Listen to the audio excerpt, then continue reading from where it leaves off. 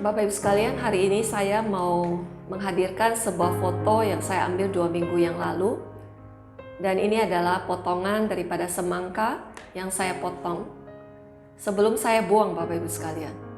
Engkau mungkin akan bertanya-tanya, kenapa dibuang? Bukankah kelihatannya begitu enak buah ini? Dan pasti manis.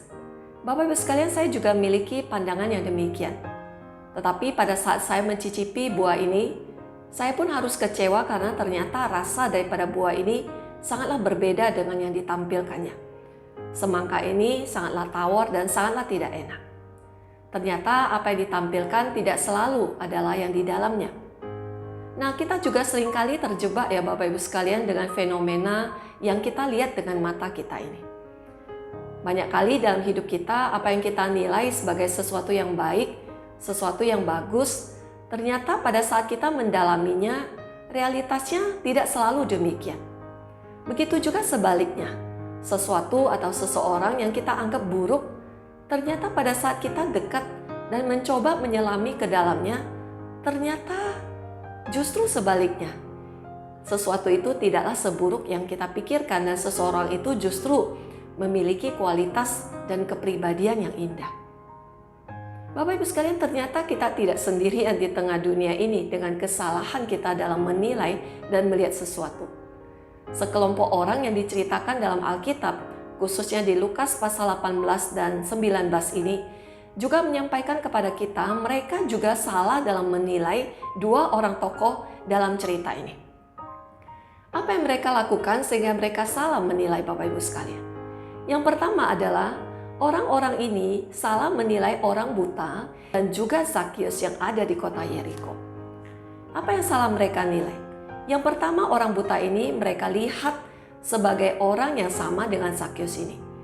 Orang buta ini adalah seorang pengemis, sehingga secara status sosial kita boleh pastikan dia bukanlah seorang terpandang, dia bukanlah seorang yang patut diperhitungkan, dan dia masuk di dalam status sosial yang rendah.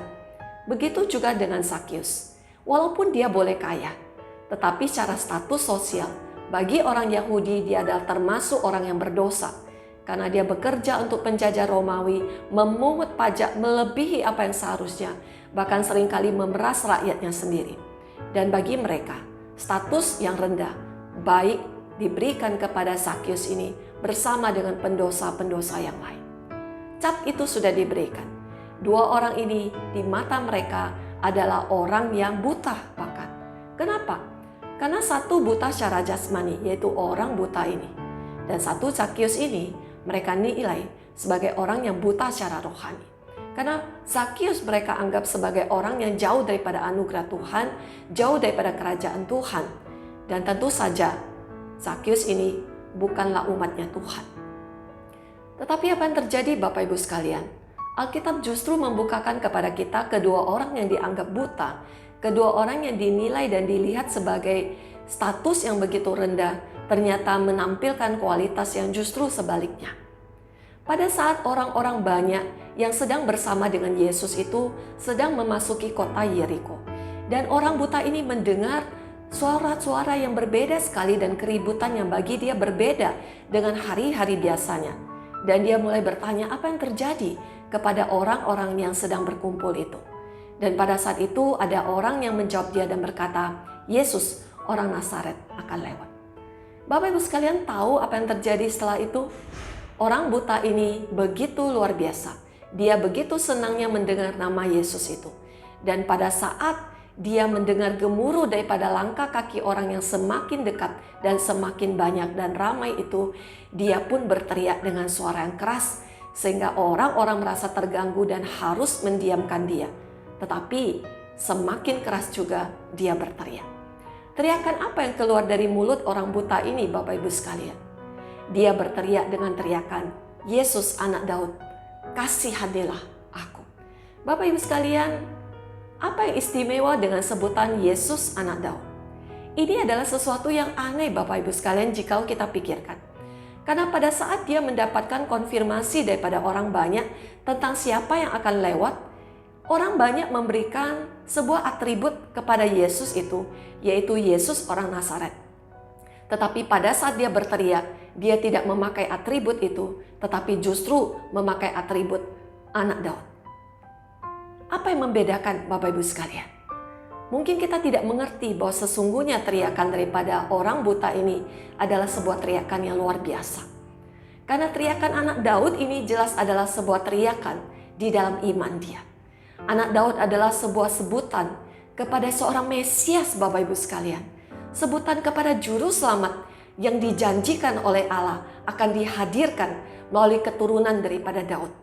Dan di dalam imannya, orang buta ini bukan melihat Yesus sebagai orang Nazaret yang biasa, seperti manusia biasa, tetapi dia melihat di dalam pemahaman imannya.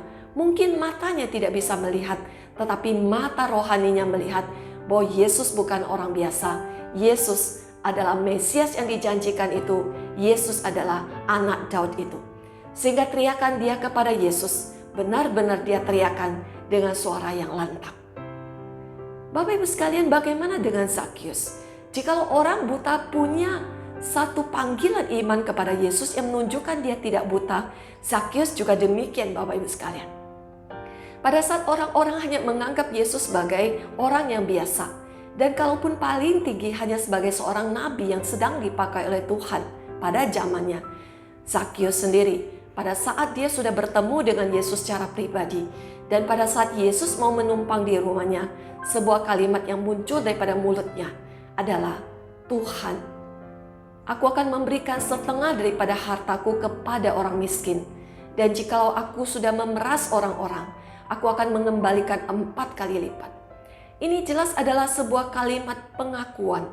Ini adalah sebuah kalimat bagaimana hatinya sungguh-sungguh melakukan pertobatan di hadapan Tuhan sendiri. Sehingga dia tahu di hadapan dia bukanlah orang biasa. Di hadapan dia adalah Tuhan, adalah Mesias itu. Sehingga dia perlu melakukan pertobatannya yang sungguh di hadapan Tuhan itu. Bapak Ibu sekalian, ironis sekali ya. Pada saat 2 orang yang justru setelahnya baru bertemu dengan Yesus, tetapi mereka justru memiliki pemahaman yang jauh lebih dalam tentang pribadi daripada Yesus. Orang-orang banyak ini sampai kepada akhirnya tetap di dalam pemahaman yang sama.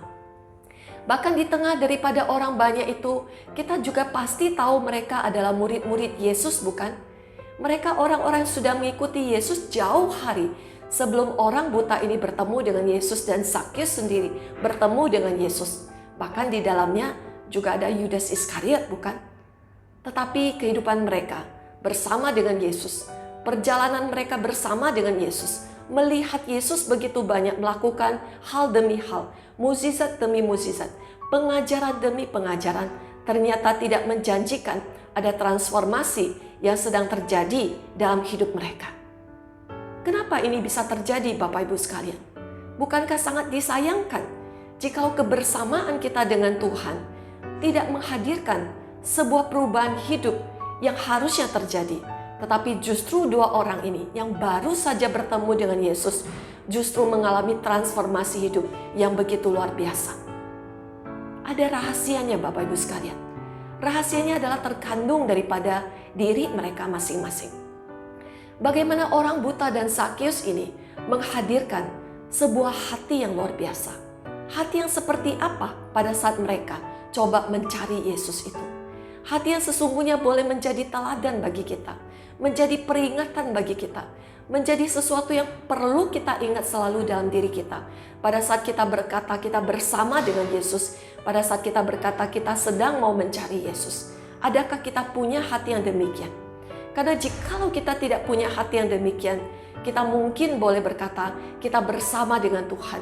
Kita ada dalam rumah Tuhan. Kita sedang melayani Tuhan. Tetapi sesungguhnya jangan-jangan kita seperti orang banyak ini, kita tidak mengerti siapa yang sedang kita ikuti. Rahasia apa sebenarnya di dalam kedua orang ini? Yang pertama, orang buta ini menghadirkan sebuah hati yang namanya hati yang remuk dan hancur di hadapan Tuhan. Bapak Ibu sekalian, apa yang ditampilkan oleh orang buta ini adalah satu hal yang luar biasa. Bagaimana dia sadar bahwa hidupnya adalah hidup yang tanpa pengharapan. bahwa hidupnya adalah menunggu belas kasihan daripada orang-orang yang datang untuk memberikan sedekah bagi dia. Dan hidupnya adalah hidup yang sungguh di luar daripada masa depan yang cerah. Tetapi pada saat dia mendengar nama Yesus, dia sungguh-sungguh menaruhkan hatinya. Dia menaruhkan imannya kepada pribadi itu, bahwa pribadi itu sanggup untuk menolong dia, sanggup untuk mendengarkan dia, bahkan pribadi itu mau untuk mengasihani dia. Dia menaruhkan dirinya kepada belas kasihan Yesus. Dia tahu bahwa hanya karena belas kasihan dan anugerah Tuhanlah dia sanggup untuk menjalani kehidupannya ke depan. Hati yang demikian Tuhan hadir Bapak Ibu sekalian. Sehingga kalau kita perhatikan di dalam pasal ke-18, Yesus berhenti Bapak Ibu sekalian mendengar teriakan daripada orang buta itu. Walaupun orang-orang coba menghentikannya, orang-orang tidak peduli dengan teriakannya dan menganggapnya bahwa teriakannya adalah teriakan yang bodoh. Tetapi Yesus berhenti untuk mendengarkan teriakan itu. Dan Yesus meminta supaya orang buta itu dibawa ke hadapannya. Dan Yesus menyembuhkan orang buta ini. Dan Bapak Ibu sekalian, bagaimana dengan Zakius? Zakius juga membawakan sebuah rahasia hidupnya, bertemu dengan Tuhan dan mengalami transformasi hidup itu. Yaitu dia membawakan sebuah hati. Hati yang seperti apa Bapak Ibu sekalian? Hati seorang yang lapar dan haus akan kebenaran. Firman Tuhan mengatakan pada saat dia mendengar bahwa Yesus akan melewati kota Yeriko, pada saat itu dia berkata dalam hatinya, dia ingin melihat siapa Yesus itu. Dia ingin melihat orang apakah Yesus itu. Dan dia ingin menyelidiki. Bukan hanya dari kata orang siapa Yesus itu. Tetapi dia ingin melihat dengan matanya sendiri siapakah Yesus itu sebenarnya. Bapak Ibu sekalian, dia datang dengan berlari. Dia datang dengan memanjat pohon. Dia datang dengan mencari di antara sekian banyak orang, di manakah Yesus yang sebenarnya itu. Bagaimana dengan kita Bapak Ibu sekalian? Apakah kita punya hati seperti orang buta dan Zakius ini? Adakah pada saat kita mencari Tuhan, kita membawakan hati kita yang hancur dan remuk di hadapan Dia? Yang kita bawakan dengan satu kesadaran bahwa kita bukanlah orang yang layak di hadapan Tuhan. Kita sungguh-sungguh butuh anugerah Tuhan. Kita sungguh butuh belas kasihan Tuhan untuk Dia mau datang, untuk Dia mau hadir di dalam hidup kita. Dan adakah kita juga membawakan hati kita sebagai hati yang lapar dan haus akan kebenaran? Adakah kita punya hati yang terus ingin mencari kebenaran Tuhan? Dan adakah pada saat Tuhan berbicara kepada kita melalui kebenaran firman-Nya, hati kita terbuka dan mau untuk berubah sebagaimana Zakius mau berubah? Ataukah kita seperti orang banyak ini yang menganggap bahwa kita sudah aman bersama dengan Yesus dan kita sudah begitu puasnya? Seperti orang banyak ini, mereka hanya puas dengan apa yang menyenangkan mata mereka dan sensasi mereka dengan mukjizat yang Yesus lakukan. Dan mereka senang dengan semua itu, tetapi pada saat Yesus memberikan pengajaran-pengajaran yang keras, mereka dengan segera meninggalkannya dan dengan segera berkata bahwa ini bukan untuk saya. Bapak Ibu sekalian, biarkanlah kita mau belajar dari kedua orang yang luar biasa ini. Sesungguhnya siapa yang buta?